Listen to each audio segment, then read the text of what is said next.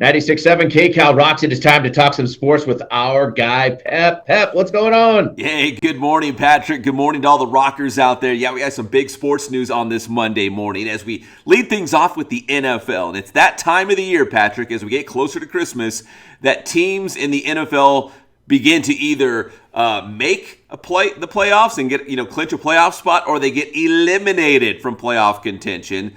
So right now, the Philadelphia Eagles are the only team in the NFL to clinch that playoff spot already, which is a slam dunk. They're 12-1, best record in the league. They look like the best team in the league right now. But can you, on this Monday, a pep quiz, can you name the three teams that have been eliminated already from NFL playoff contention? There's three of them.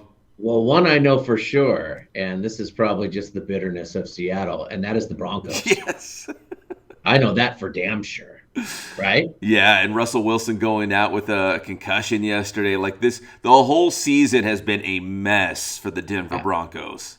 Right, they've been eliminated, and to be honest with you, I can't really remember who else has eliminated the other two. I got that Russell Wilson one, and that's the only one I cared about. Yeah. Oh, you know all about that one because remember Denver was supposed to be a Super Bowl contender and maybe knock off Kansas City in the AFC West and all those things, but obviously that didn't come to fruition. It was a bad year for the Denver Broncos, so they've already been officially eliminated from playoff contention in the NFL. The other two, the Houston Texans.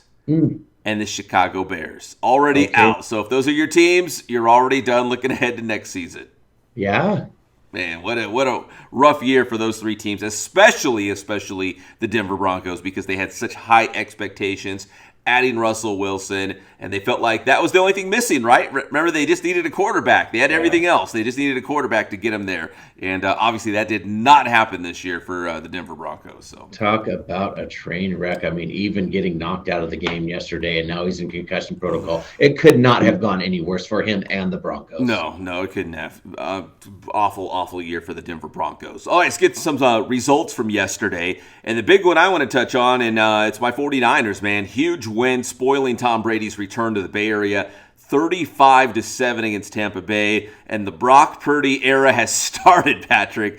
3 touchdowns total. He threw a couple, he ran one in, and it looks like they're in good hands, man. I don't know if this feels like a Tom Brady taking over for Drew Bledsoe kind of situation in New England, 20 plus years ago, but it sure feels like this guy who has come out of obscurity, unless you were a hardcore college football fan and followed the Iowa State Cyclones.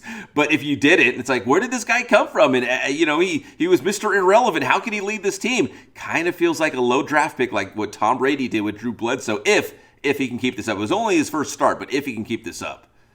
Such a great story it is, going from Mr. Irrelevant to this.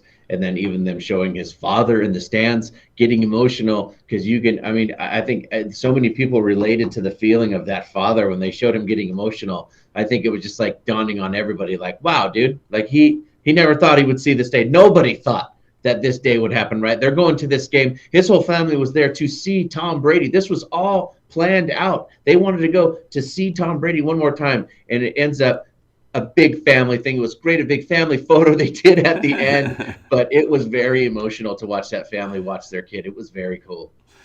And it's still crazy. I was trying to explain this to my wife, Tara, that, the fact that they started with Trey Lance, then they moved to Jimmy G after, Trey Lance was injured, and then Jimmy G breaks his foot. Now it's the third string guy who, let's be honest, when the season started, Brock Purdy is like, there's no way I'm seeing the field this year. There's no way. Trey Lance is the quarterback of the future. If something happens, if he is injured or he's not playing well, they're definitely going to Jimmy G, right? Like it's, Jimmy G's going to step in. And now it's Brock Purdy's team, it looks like, for the foreseeable future. And if he can play like he did yesterday, surrounded by a great, supporting cast, and I say supporting cast because the 49ers have stars all over the field, they might be all right, Patrick. The 49ers might be okay to still make a Super Bowl run. Could they be the first ones to do it with the rookie quarterback, huh? Isn't that weird? It's just strange. The whole season, how this has unfolded for the 49ers is just very, very strange. But it looks like it might be okay for San Francisco in the end if Brock Purdy can still manage everything like he did yesterday. So if the playoffs started today, Patrick, the LA Chargers would be one of the playoff teams in the AFC West. They won a very big and critical head-to-head matchup with the Miami Dolphins last night, 23-17. So if the playoffs started today, they would be in that final playoff spot. Now, if New England beats the Cardinals tonight, the Patriots would slide past the Chargers again. But as of right now, on Monday morning, the Chargers would be a playoff team thanks to a big win last night against the Fins. And Justin Herbert, I mean, you just cannot keep that arm down. He just kept coming and really showed how great he is. Yeah, and the Chargers aren't healthy. Like, they don't have all their guys, and they're still finding a way to win. And, I think that just speaks more and about the value and, how much that Justin Herbert can carry this football team. And, I mean, he's that good. When you talk about the top quarterbacks in the league, obviously Patrick Mahomes, Josh Allen, Joe Burrow, Justin Herbert's right there, and he's proving it. Like with the Chargers missing so many guys, they're still beating good teams. Like the Miami Dolphins should be a playoff team. Like that's a good team. So that was a very good win and a much needed win for the Chargers to stay in the playoff hunt.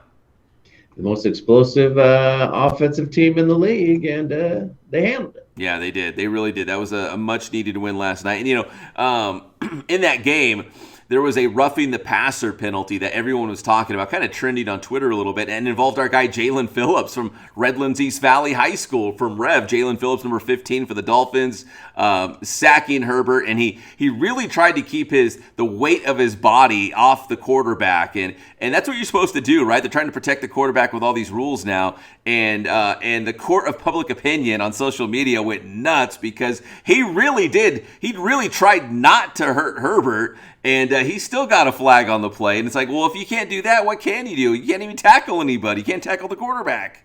It's tough, man, because they're just trying to kill that quarterback, and now you can't really do it like the old days anymore. No, they sure do try to protect that quarterback, and I get it. But when you just make a straight-up good hit on the quarterback and bring him down, that's football, right? Like, if we're not doing that, then we're not playing football anymore. We're playing something else. So, anyways, right. Our guy Jalen Phillips from Rev making some headlines there. Patrick, we got to talk some college football on this Monday morning as well. The Heisman winner was announced, going to the top player in all of college football, and that would be USC quarterback Caleb Williams, the first Trojan to win the Heisman since 2005 by a guy named Reggie Bush, the star of the old Wendy's commercials right now, who he's emerged as another a star right now. People are probably thinking, who's Reggie Bush? He's the guy on the Wendy's hamburger commercials. But yeah, Caleb Williams, man, the Oklahoma transfer, the best player in college football, winning that Heisman for USC. Dude, really cool. And he definitely handled it. Classy, dare I say, him getting up there and saying, hey, to the other three guys, you know what I mean? We've had a great week, a few days together. And yeah, I may be up here today, but all three of you are in the playoffs. You know what I mean? And it was really funny. And it was like a classy move. Yeah. Like he really kind of highlighted them too. And it's like, ooh, doesn't that give you that good teammate feeling? Where even in that moment, he didn't make it about himself. He said, yeah, it's cool. It's been a hell of a ride. But boom, he shared it with them too. He almost made them feel better. It was really cool. Yeah, you know what? That's what leaders do, right? That's what, like when you talk about the good guys, like he's one of the good guys. You don't make it all about yourself. You make it about your teammates. You make it about your competition. And yeah, to point out that those guys are in the college football playoff, like, basically say, hey man, you guys set out, and finish the job. Like this is what you want to do is play for a national championship. So he was highlighting them. And then also he brought his offensive line from USC to the Heisman ceremony, including our guy Justin Dedich from the Inland Empire. And yeah, that was another classy move to compliment his opponents, the other guys up for the award, and also bring his offensive line because, Patrick, you're a football guy. If the guys up front aren't doing their job, the quarterback can't do his. And he was also celebrating and highlighting his O-line. That was really cool. It's cool to see how good of a player he is. I mean, he's really like turning into Patrick Mahomes on the field. Yeah. There's nothing he can't do. That him and Patrick Mahomes almost seem mirror images of each other. And then we kind of find out a lot more about the kid himself. It's like, man, it looks good.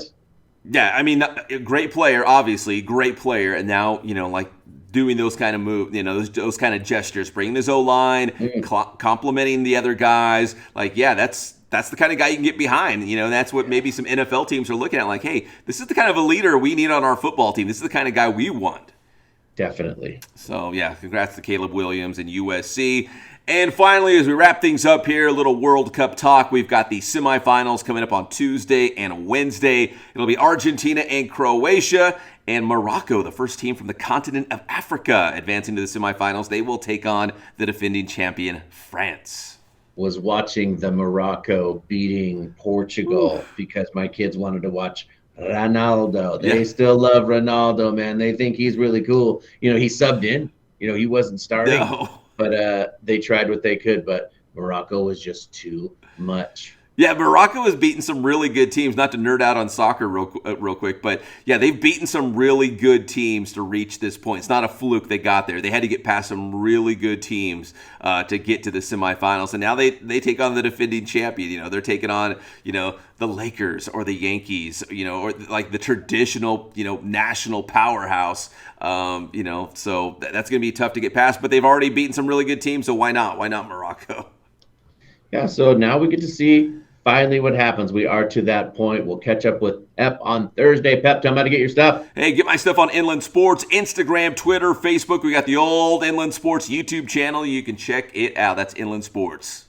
Thanks, Pep.